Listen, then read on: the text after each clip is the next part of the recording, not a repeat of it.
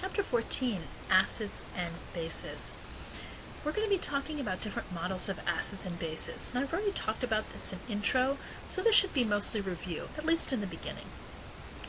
The Arrhenius definition of an acid, remember, are substances that produce hydrogen ions in solution, and bases are substances that produce OH negative ions in solution.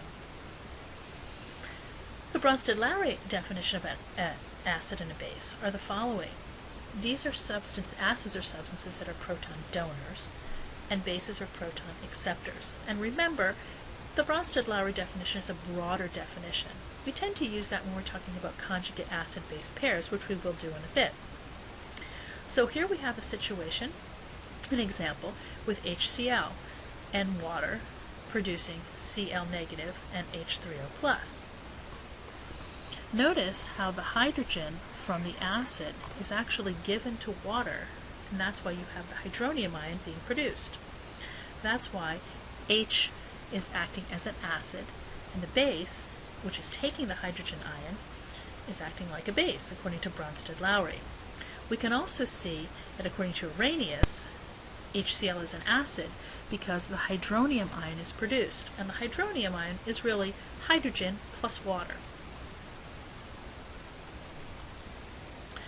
Here's another example of an acid, HA. It's a generic way to write an acid, HA, because you know all acids contain hydrogen, so A is some negative ion. HA and water to produce H3O plus and A negative.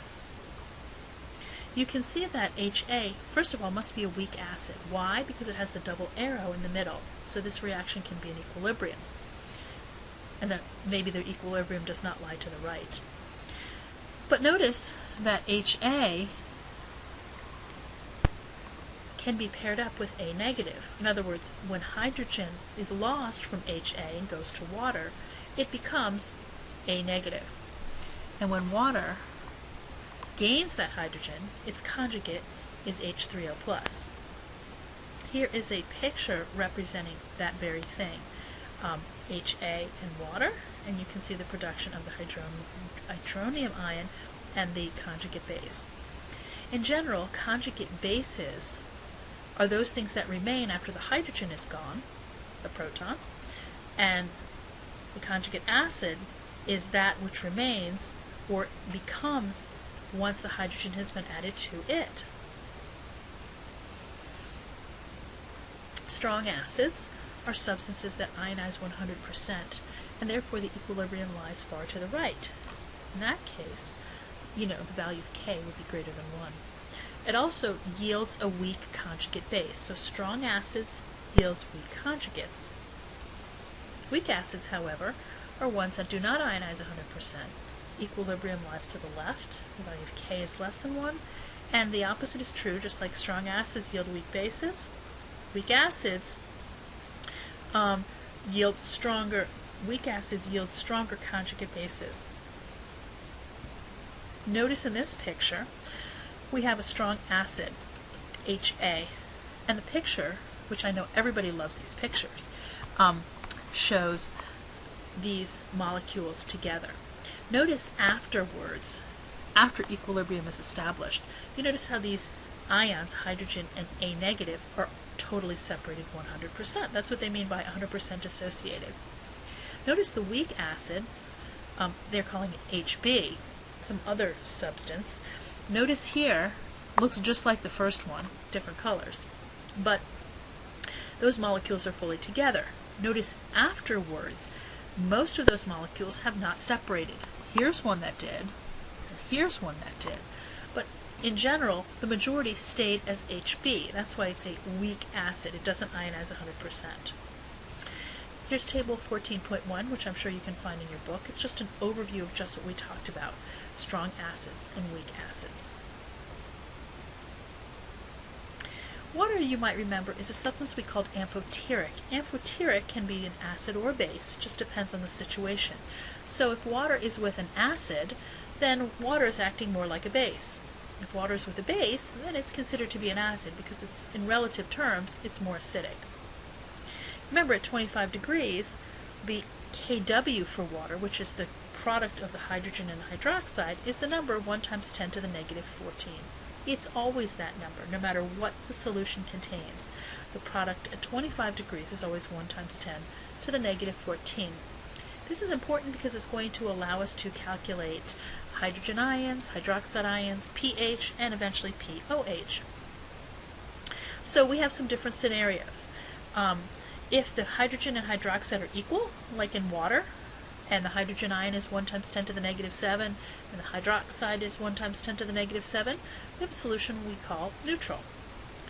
If we have a situation where the hydrogen ion is greater than the hydroxide, excess hydrogen ions, of course, means acidic, and that's what the case is here. And excess OH ions in solution, as compared to hydrogen ions, are considered to be basic solutions. So let's look at a situation here with an acid, HA. What is the equilibrium constant expression for an acid acting in water? Just like Kc or Kp, Ka would be products over reactants. And so here, you can see we see H3O plus and A negative over HA. The only change I would make is putting a little A down there for the acid. Alright, if the equilibrium lies to the right, what's true about the value for Ka? Or if it lies to the left, what is the value of Ka? Just like Kc and Kp, if the equilibrium lies to the right, we have a large value of Ka, in other words, greater than 1. If it lies to the left, it doesn't ionize well, the value of Ka is small. Alright, here's another example, another generic HA acid. If water is a better base than A, do products or reactants dominate at equilibrium? This is a good question. So water is a better base than A. So what I'm going to have to do before I answer that question is actually break it down. I know these two are conjugates and these two are conjugates. Alright, and let's see what's happening. HA is obviously an acid because it's losing its hydrogen. This is its conjugate base. H2O must be a base, and therefore its conjugate is an acid. Alright, it's also telling me water is a better base than A. This is a strong base, and this is a weak base. Alright, so let's see what is what. If this is a strong base, this must be a weak acid. And if this is a weak base, this must be a strong acid. Because remember, the conjugates are the opposite of the acid or base from which it is derived. Alright, so do products or reactants dominate at equilibrium? Well, let's see. In this case, the equilibrium is going to shift away from the strong acid and the strong base. So the equilibrium should lie to the right, which in this case means products. Oh, there's two other questions. Does this mean HA is strong or weak, and is the value of Ka greater or less than 1? I kind of gave hints along the way. Let's see if we're right. Yes, good, we are. Products are produced, so the equilibrium in this case is going to go this way. Does it mean HA is a strong or weak acid? Well, I already went through it to figure out the products, and you can see here that HA is a, indeed, strong or weak acid. We're going to say strong. And is the value for Ka greater or less than 1? Well, if the reaction lies to the right, that means the equilibrium is going to be greater than 1. And yes, it is. Here's another question. Acetic acid, which is HC2H3O2, and HCN are both weak acids. Acetic acid is stronger than HCN. Right? Arrange these bases from weakest to strongest and explain your answer. So there are 4 choices. Now I can see already that acetic acid has a conjugate that is C2H3O2 negative, and this conjugate is CN negative.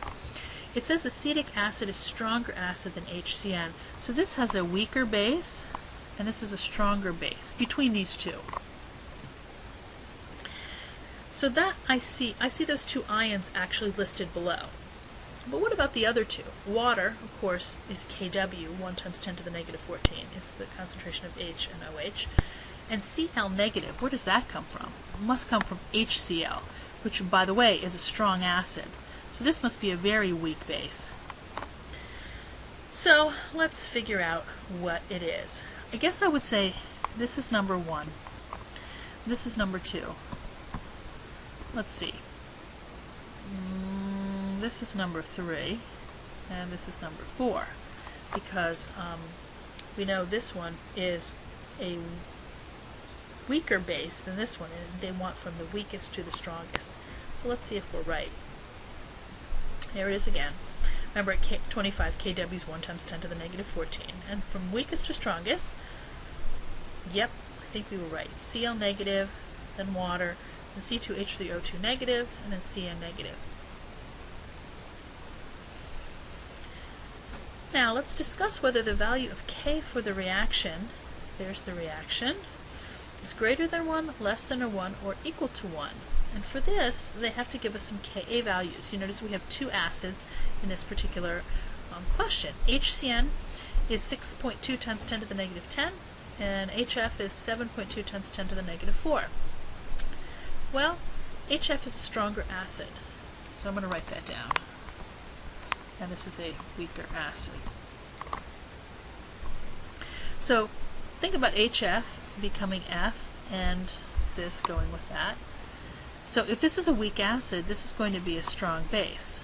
If this is a strong acid, this is going to be a weak base. Now, I'll let you know that the strong acid and strong base are always on the same side of the reaction. The reaction always shifts away from the stronger. So in this case, which way will the reaction go? Hopefully you notice it's going to go to the left, because the strong acid and base are on the left. So therefore, what about the value of K? Think carefully. And of course it asks you to explain. And it is less than 1. Why so? Because the reaction lies to the left, shifts left to be at equilibrium. So the value is less than 1.